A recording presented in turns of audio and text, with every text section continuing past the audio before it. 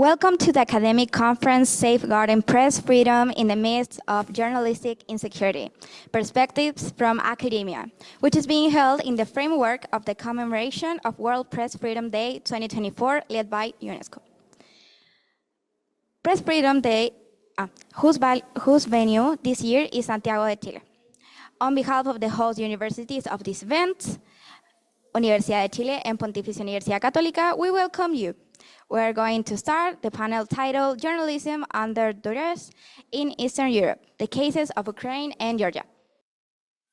Good afternoon. My name is Olena Shevchenko, and I represent Educational and Scientific Institute of International Relations, Taras Shevchenko National University of Kyiv, Ukraine. It's an honor for me to take part in such an important event and to be in a company of such respected scientists, researchers, public figures. As you know, there is currently a war in my country, so it's logical that my speech will focus on the challenges of journalism education in the conditions of war.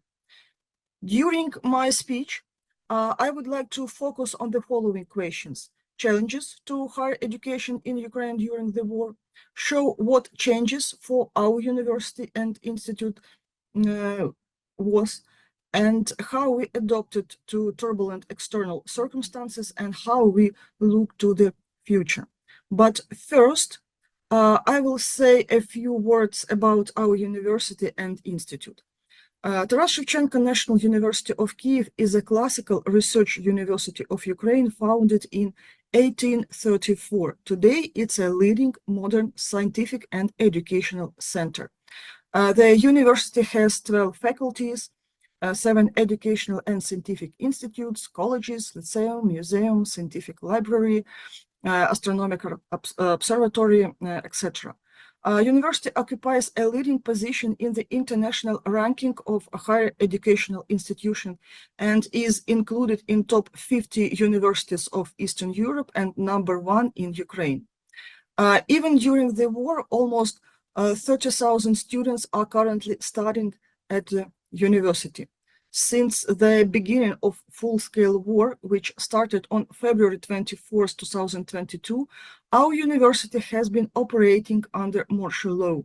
The beginning of the active phase of the war became a challenge for every employer of the university, but the cohesion and the unity of the team allowed not to stop work for a single day. Institute of International Relations is a unit of the university that specializes in all components of international relations. The specialization of our department is international communication and international journalism. So, challenges to higher education in the country due to the war. With the beginning of full-scale armed aggression of Russia, the situation in the country became much more complicated. On February 25th, the educational process in Ukraine and all Ukrainian university was suspended for 2 weeks, and many teachers and students were forced to urgently leave for safer regions of Ukraine and beyond. The buildings of many Ukrainian educational institutions were destroyed due to shelling. All this forced to adopt the educational process to a new condition. The Parliament of Ukraine provided state guarantees for applicants and employers of educational institutions under martial law. Employment, average salaries, scholarship were preserved. During 2022, Ukraine denounced all agreements in the field of education and science with the Russian Federation and the Republic of Belarus. We adopted a new procedure for admission to higher education institution. Before the full war, admission was based on the result of external independent assessment tests in a paper format. Entrance to universities took the external examination of 3 or 4 subjects on a separate date. After beginning of the full war, entrants take the national multi-subject test, and this test is similar to the external examination in terms of the content of the test, but it includes questions from 3 subjects at once and is completed in 1 day in computer form. For the first time, the testing was conducted not only on the territory of Ukraine, but also in more than 20 other countries, so that Ukrainian citizens who are abroad due to the war could enter Ukrainian universities. Of course, we had losses of higher education system due to war. According to the experts, the amount of damage caused by Russian troops to the Ukrainian educational infrastructure is more than $10 billion. Almost 400 educational institutions were destroyed and another more than 2,500 were damaged. More than 6 million people were forced to leave the territory of Ukraine due to hostilities.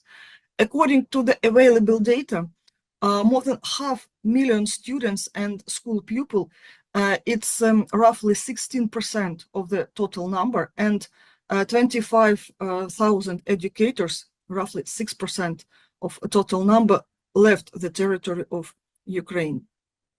Another aspect of losses in the quality of higher education in Ukraine is limitation of access to education.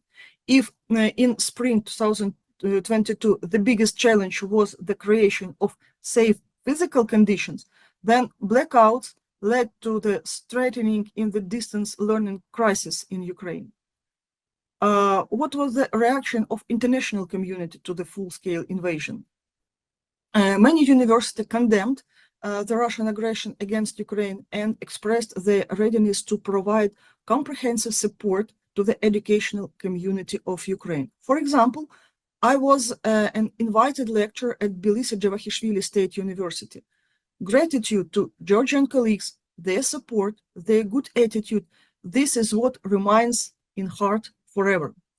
In some European universities, action of solidarity were held. There were statements condemning the action of the aggression and breaks in contacts with Russian university community. Student demonstration in support Ukraine took place on the campuses of American University, and many other institutions illuminated their buildings in blue and yellow colors as a sign of solidarity. The war caused forced relocation of the university. Our university remained in Kyiv all the time, but we adopted action plan which were developed for the case of forced relocation. The administration and staff did not stop work for a single day. We were able to almost completely preserve the teaching and student staff. Also, Russian troops did not capture Kyiv in 3 days, and the city was not occupied. They're carrying out serious missile attacks on the capital. As a result of several such attacks, one in October 2002 and another in the first day of 2023, our university was also affected. During the attack on October, the central building were damaged, and a yellow building where is the Institute of Philology, the library, and the handsome red building, a symbol of Ukraine and the capital Kyiv, were also damaged. The blast wave blew out the windows and the central facade was seriously damaged. Fortunately, all workers were down to the shelter and there were no casualties. There were also no casualties among the students, as on this day, some of the students had classes in the afternoon and another part of students studied online. Our university suffered significant destruction during the New Year rocket attack on the first day of 2023. The building of Institute of Biology, the Institute of High Technologies were significantly damaged, and also the building of other faculties. For example, in the building of the Faculty of Biology, laboratories, research equipment, and unique stained glass window inside were severely damaged.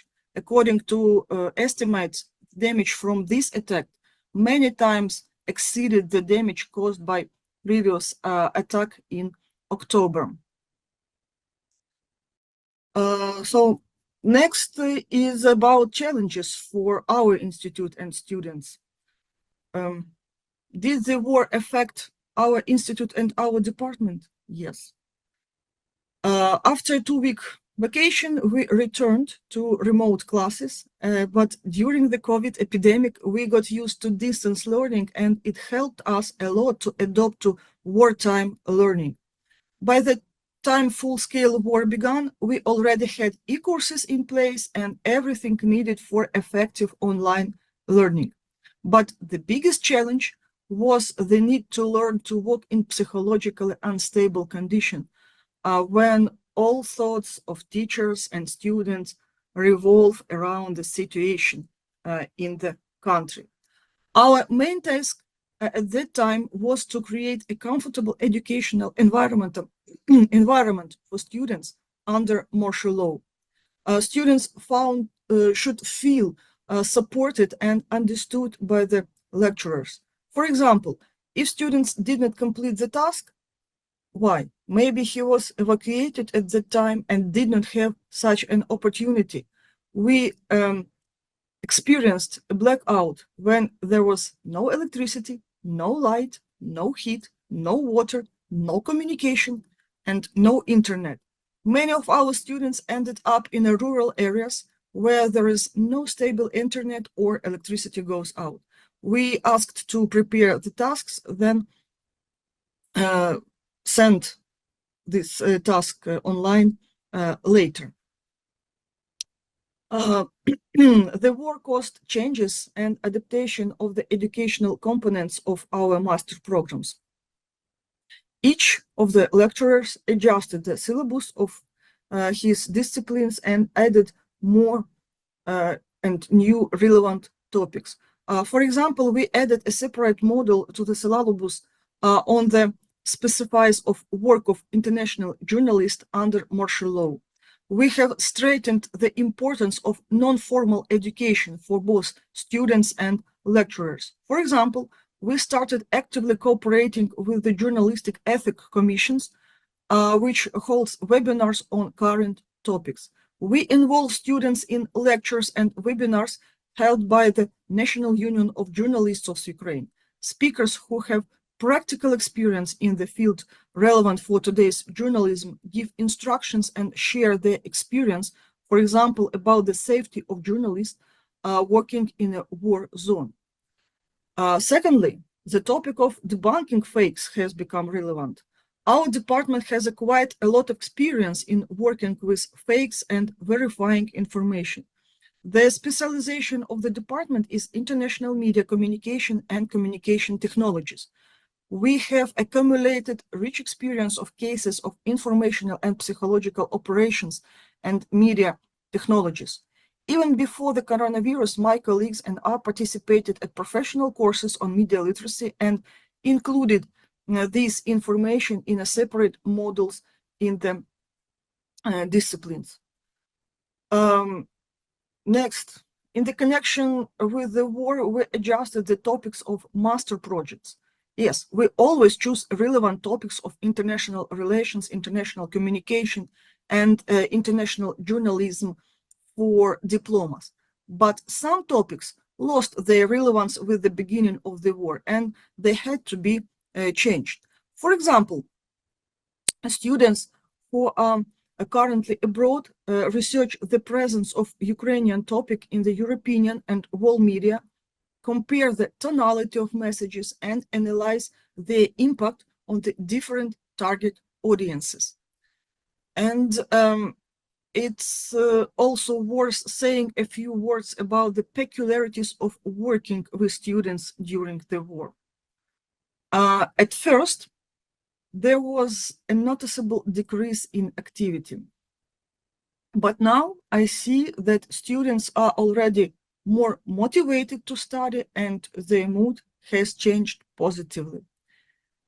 If in the first year we made the schedule of modular and final exam more flexible, now we have already back to the standard exam session. We have a trusting relationship with students and we know who has which life situation. For example, someone's parents are at war, some girls have their boyfriends at front, many students are engaged in volunteering. Of course, we should not expect that studying will be the same as in a peacetime, but we're trying to do everything possible so that students feel our support. Finally, conclusions and look into the future. Full-scale Russian aggression against Ukraine caused significant material damage to the education sphere of Ukraine as a whole and to our university in particular. Our experience has shown that journalism education today is a combination of the following elements: physical security measures for all participants of educational process. They need to provide educational process not only with methodical materials, but also social and emotional support, and equal opportunities for all participants of educational process in order to prevent discrimination and inequality of opportunities. The war showed that journalism will no longer be the same as before. Already now, society demands from journalists new approaches to their work. Accordingly, approaches to the education of journalists are changing.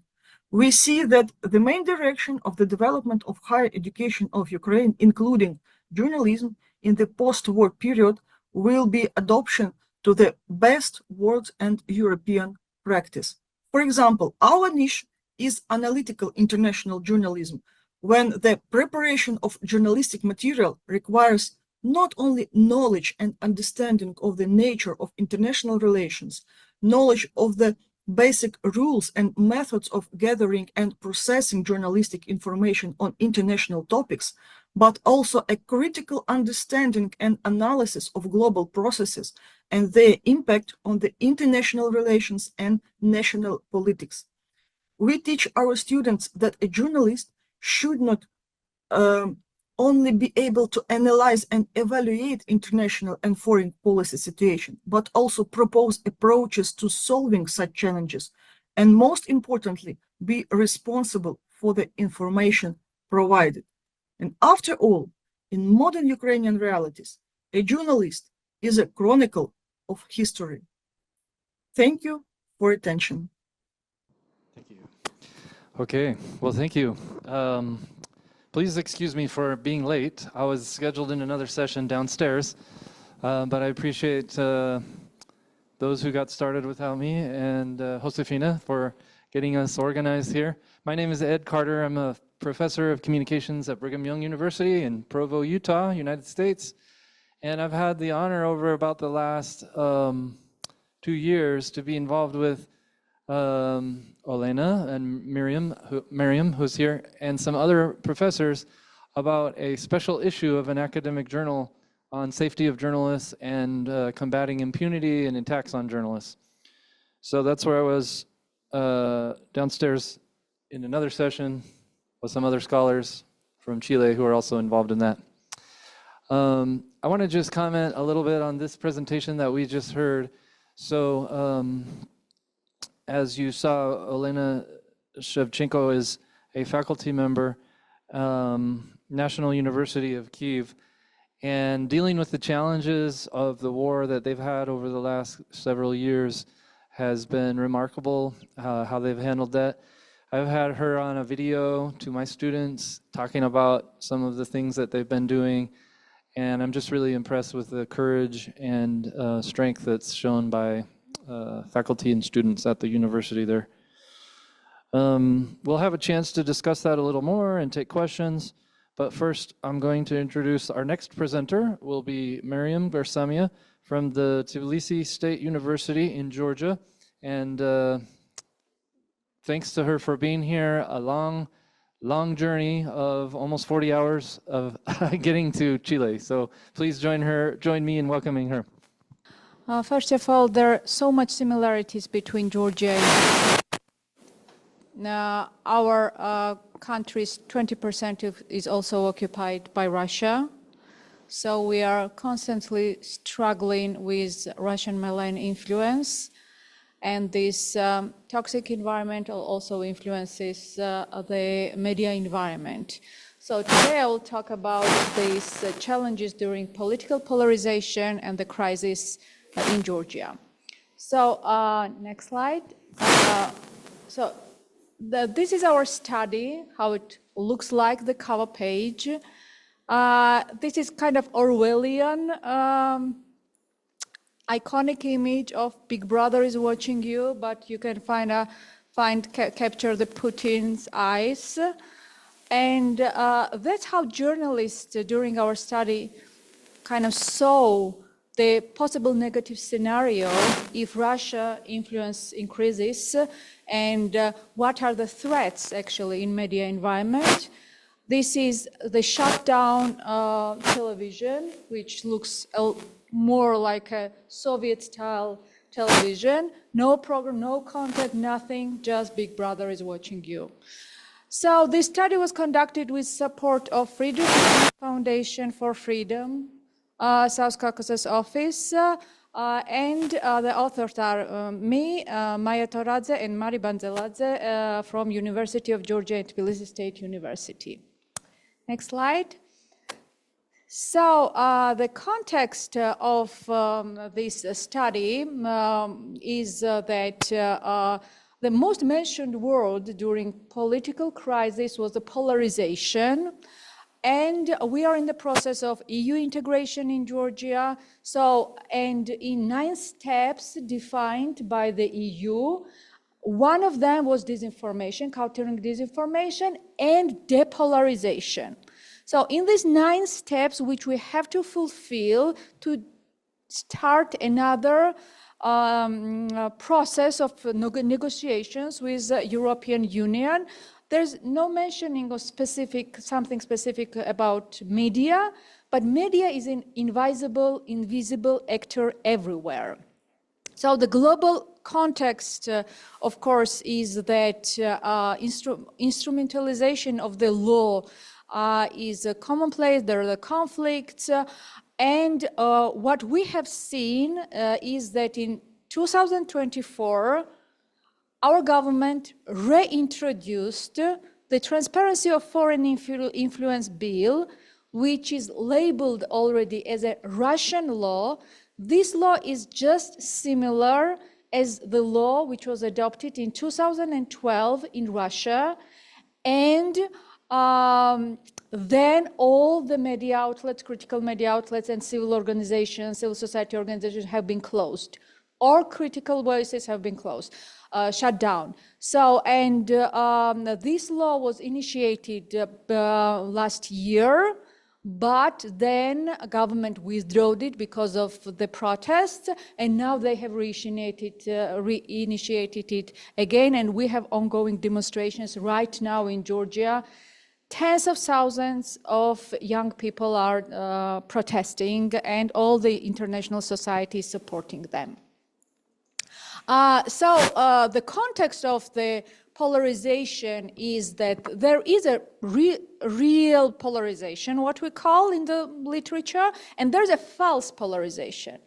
False polarization is when artificially some actors are trying to create some topics that really doesn't bother anyone, but they speak about these topics that these are the problems, these are the challenges. So they kind of capture all the space for debates, for narratives, and there is no another space for real problems and real issues. So politicians, media, other actors, they really don't speak about the topics that bother people, and that creates this artificial false polarization, which is a good surface then for populists, of course, and for conspiracy theories, etc.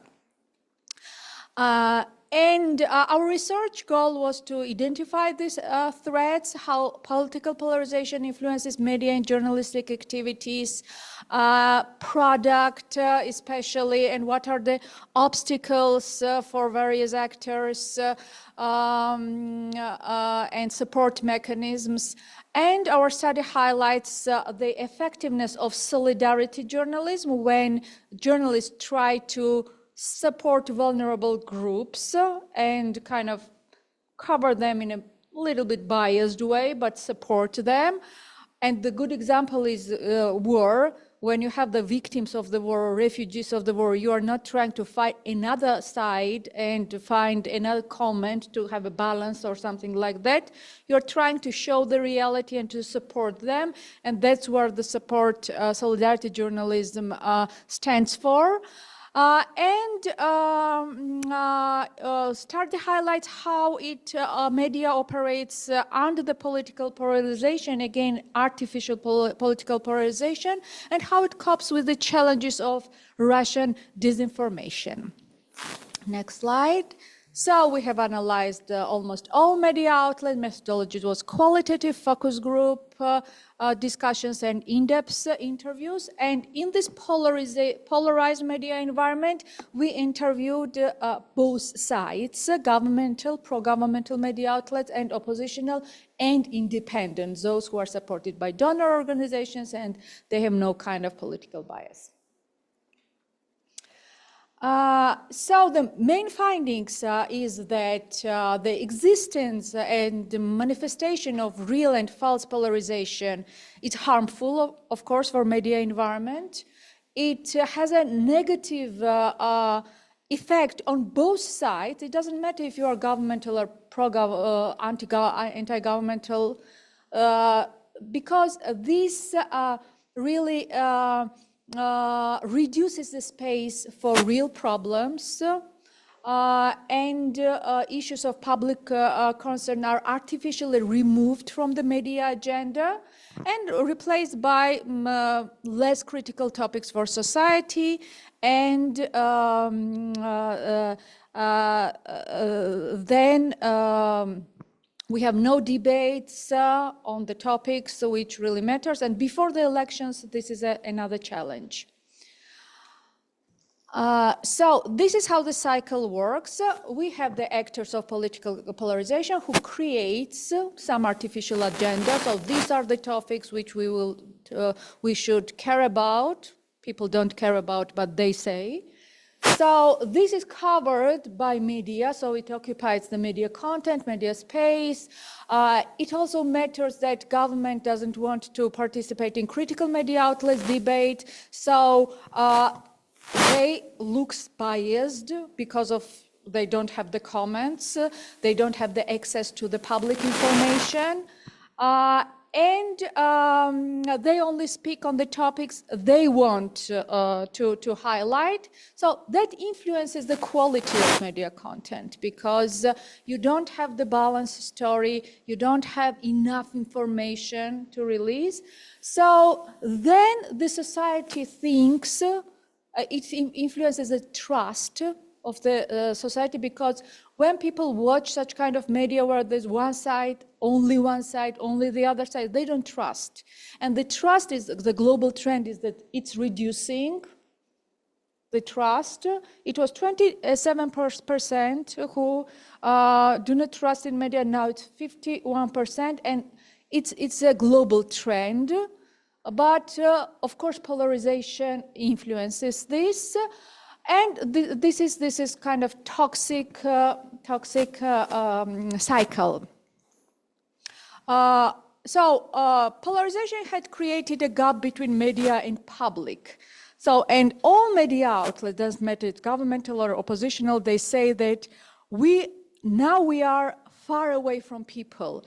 We do not reflect what people want because of this political situation which we have. So media people understand this very well, and they understand that they say this has killed the journalism. It's a killing. It kills journalism, and they say that that's why we don't receive the solidarity when we have some problems. So these are the threats. 14 threats in media environment, and media loyal to government and media critical to government. All of them identified the similar threats. So it doesn't matter, a government wants to somehow to press on critical media, but actually they press on the whole media environment. It damages all the whole profession. The only two parts where governmental media has no problem is the limited access to public information, so they can get any information. The difference is that they do not get the critical information and they do not ask the critical questions. And lack of financial viability. They have a lot of money, which independent media and critical media don't. So polarization influences the professional routine which journalists have, and it includes interaction with sources, because when people see the microphone with specific logo, they don't want to answer their questions. So it's kind of filter. And even there are some cases in our study when one respondent tells two different messages to the different televisions. To pro-governmental media, they say one thing. To pro-oppositional media, they say another thing. So this is also the problem. Increased polarization leads to the barriers to accessing information and monotony of sources. The same people talking about everything, which is not interesting at all. Not interesting for journalists, not interesting for public. So, and niche of experts is also kind of disappeared. This is also the problem, and self-censorship which exists. And according to journalism, there is so-called blacklist, where journalists, especially investigative journalists, are listed. Balance, these are some quotes from the journalists when they really want to create the balance. They really want not to look biased, but they have no choice because government doesn't want to respond. They don't want to give the information. And some critique goes to the opposition also, of course, to the politicians. And in this regard, of course, it damages the quality. Next slide. So, media in the face of Russian malign influence. What I want, it's right now what's going on now in Georgia. In 2023, they initiated the law, which then they withdrew it, and this is another reintroduction of the law. So, the instrumentalization of the law against journalists, there were some amendments in accreditation law. We have increased SLAPP, so-called SLAPP cases, regulation of hate speech, etc. But this one, transparency of foreign influence, so-called Russian law, agents law, really threatens media, and if adopted, all independent media outlets will be just shut down, like it was in Russia. And it is extremely threatening situation when it comes to the elections. We have elections in October. That means that if this law adopted, then before elections we won't have the critical media or organizations who will assess the elections, observe the elections. That's what we might observe. We have no political live debates already, and there's some anticipation of really, really negative scenarios. And in this regard, when there's a decreased trust in media, people don't know whom to trust before elections, where to get the information. This is the whole package of human rights violation. Next slide. Safety of journalists. This is the outfit, how it looks like. They just in the previous week, journalists of the online media outlets before they go on demonstration. These are our journalists also, tear gas, when they used the tear gas, the government and the water balance, how they looked. Like some journalists have been beaten also. This is Alexei Lashkarova, who died in 2021 on the demonstration. The cameraman, his case is still not investigated. and not punished the organizers. So this is a kind of psychological atmosphere and fear, which they're kind of well-prepared fighters. When it comes to the independent media, their policy is what they mentioned, because we have focus groups and we observe the media environment from their perspective. They say that our policy is not to participate in demonstrations, just to cover it. But this was the exception, because this law, this Russian law, was something that matters us. So when it comes to protection of journalists, media freedom, then they become the activists. And that's also a global trend, activism and journalism. When you are a freedom fighter, when you want to fight for something, are you becoming an activist or not, or how you are doing that? And the answer is, it matters what is the topic. So then, strengthening solidarity is the solution. Strengthening solidarity from public to media outlets, between the media outlets, to show the collegial support, and of course to cover those who are vulnerable, and to show the solidarity to vulnerable groups. And what we have observed in those days in Georgia, crowdfunding actually doesn't really work in Georgia when people do not donate in independent media outlets to support them. But during these demonstrations, when media outlets and some organizations, our organization Media Voice included, we kind of say that this demonstration, these protesters need food, need some equipment. In one day, just in one day, more than $100,000 have been collected. This was unbelievable. No, it was unbelievable, and this was kind of, a question for me. Maybe this crowdfunding, we are not doing something right, because people are ready to support. People are ready to support when they know that they are on the right side and they're donating in that way. Next slide.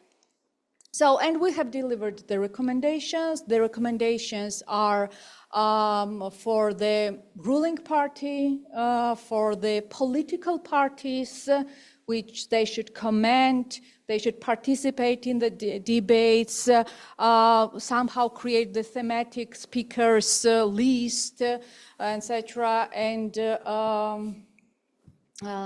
also we have created the recommendations for international organizations to encourage politicians to participate in the debates and remove barriers to release the information. Next slide. And what should be done for safety of journalism? We have such a list of recommendations to demand, of course, the full investigation of the crimes and impunity. And what's very important, we have highlighted it in our research, call in a coordinated manner for target sanctions of those individuals who and companies who are engaged in human rights violations and crimes against journalists. These target sanctions began after war in Ukraine, when very specific individuals, Russian oligarchs, have been, sanctioned. And that should work for those who are violating human rights in Georgia. So we are trying to promote and advocate this approach and this advocate this to the international society also. And discuss the creation of powerful media ombudsman institute. And preparing for elections is very important to stop boycotting the media and to establish the formal business-like relations with media representatives. Because what we have in Georgia, politicians try to be friends with journalists, and that really spoils, kills the profession. This creates a self-censorship that should be very formal and very professional. And for local and international organizations also to promote investigative journalism and support media content produced in this regard. And how to stop instrumentalization of the law against media. First of all, whole international society is trying to press now on ruling party to withdraw the law, this Russian law. Private, public diplomacy included, everyone. We'll see what might be the result. And there's a so-called strategic lawsuits against public participations. These are lawsuits which are absurd lawsuits against journalists, but it takes time, it takes money, it takes all the resources of journalists to go to the court and to fight for their rights, and there's a increased number. And there's we have recommendations for financial viability and to reduce the impact of Russian disinformation. And one pillar is to promoting solidarity journalism and promote coverage of those issues and topics that really matters to people, and to maintain ethical standards, of course. And in 2024, which I have just mentioned, media and public solidarity during demonstrations against Russian law has shown us that when we talk really about the topics that people care about, they donate, they participate, they show solidarity. When they don't, that means that they just media is not, or politicians are a little bit away from what people really need. So this is where you can find the study, Media Voice G. This is our organization, and send emails, like us on Facebook, Twitter, Instagram, LinkedIn, we are everywhere. So, and yeah, and again, thanks to Friedrich Naumann Foundation for support. Thank you.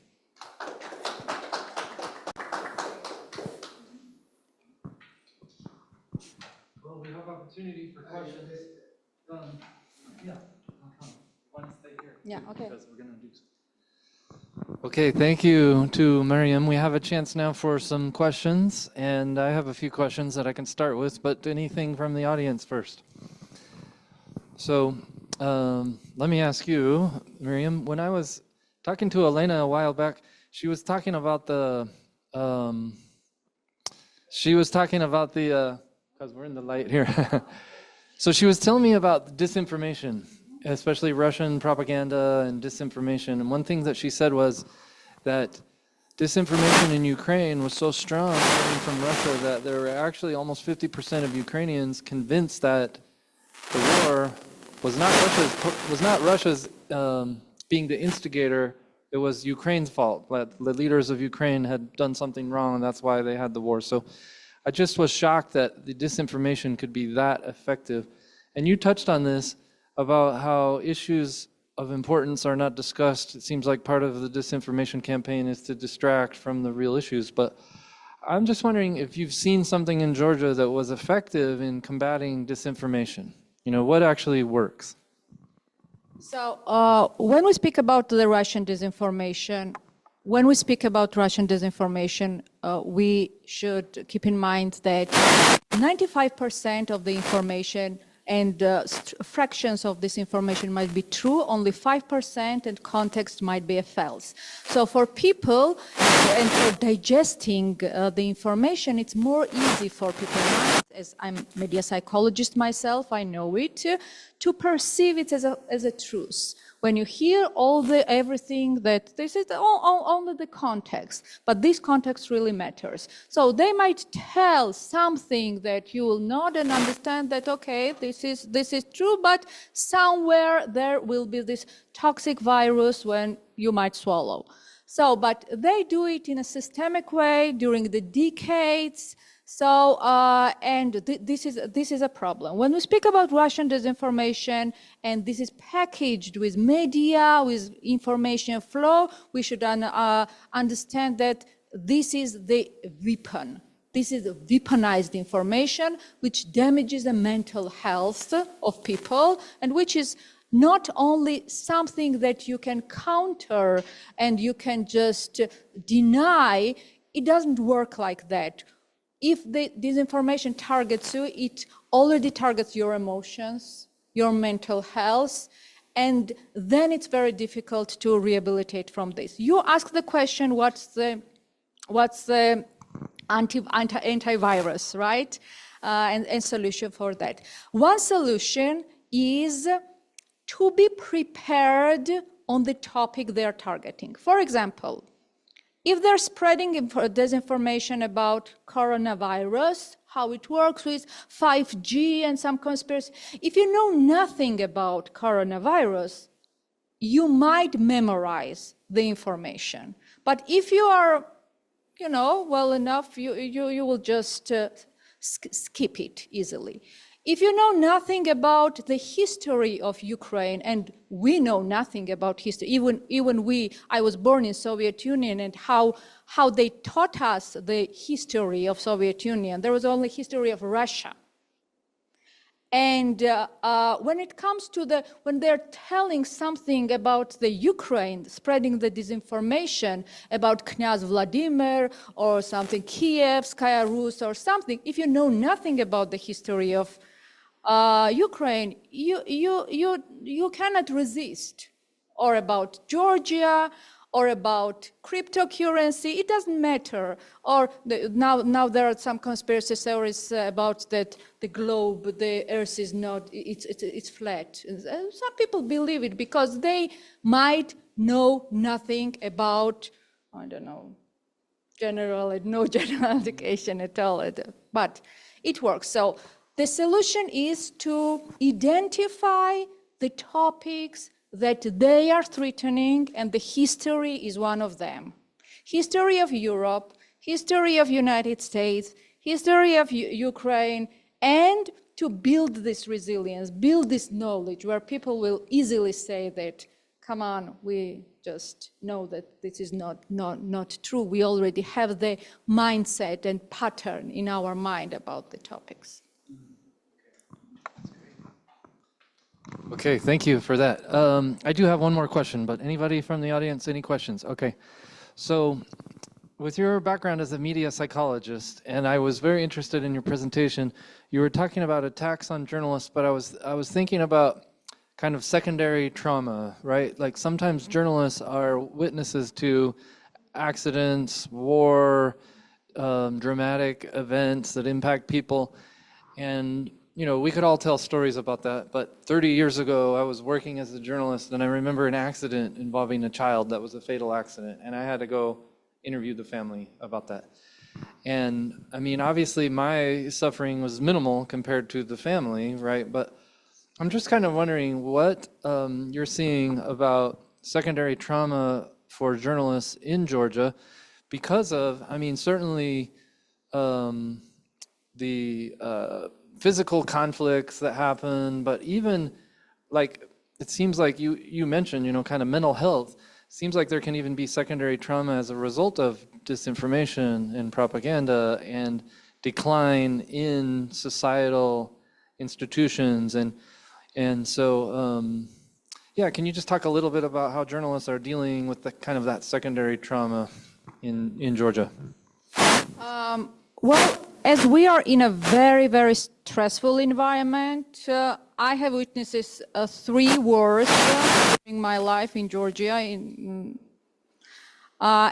the crisis because of our neighbor, And we will have this crisis because when Ukraine win, and I'm absolutely sure they will, Russia will not disappear, it will exist, and it won't transform in one day as a democratic country. It will stay as it is. So we will have to deal with that. We will have traumas, stress, and everything. So we know about it, and we are aware about it. How we deal with that? The key word here is the solidarity, to show the empathy in the newsroom, and to show the solidarity between the colleagues when they have the situation, when they're going to some trauma reporting cases of some vulnerable groups or tragic events or earthquakes or any other events they're covering. They have to rest then, and the producers and editors should be responsible for that. Journalists are like doctors, you know, they don't want to rest. They think that no, I will work and I will not sleep. And no, editors should tell them, now you go one day just and sleep well and then return. So for this kind of rehabilitation, physiological rehabilitation is very important. Showing empathy, talking about this, and just knowing, having these guidelines of psychological support, because we can deal with all stress, with 95% of the stress by ourselves. If we have the community, if we have the friends, the colleagues, family, that's how we are physiologically primed. Only 5%, it's Red Cross statistics, they need professional assistance, kind of. But otherwise, people, we can deal with that. But yes, this is a process. So solidarity. I was looking and observing how people in Ukraine deal with that, and there was a very good balance of these negative emotions and positive emotions. They were angry, but they used humor. They were angry, but singing. So this is what our neural system also needs, this positive emotions, support, empathy, hope, humor. And yes, if you observe the demonstrations, people are fighting, but they're singing, they're dancing. This is how our body reacts to the trauma. So this is the kind of natural process. What we can do is just to encourage this solidarity in the newsrooms and to institutionalize this solidarity and empathy, I think. I don't know if I answered. I think that deserves a round of applause. This is a great response. Okay, question, please. Do you want to come and give your question? Come, give your question on the microphone so you can be seen. You told us that many people in Georgia want to get informed, and more than 50% of the population don't believe in what media says. There are outlets media or niche media or clandestine media that informs people there, and the other question is, do you have any books recommendations about this topic to know more about the situation in Georgia? I have this study which I will give to you about the Georgian environment. So there are a lot of different media outlets like investigative studios, community radios, national-wide media outlets, small, big, also niche, thematic. But the point is that still the main source of the information is television in Georgia. This is different for Gen Z, for Generation Z, which is very promising because they actually are not spoiled with this toxic political environment, and that's why the protesters are mostly Gen Z. We don't know where this information, where they are informed, but they are informed in a good way. I don't know,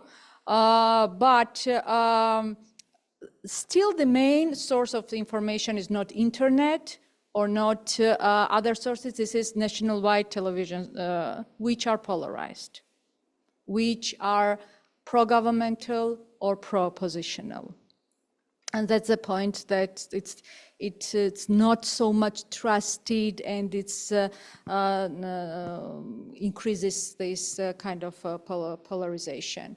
Also, these small media outlets, they don't have money.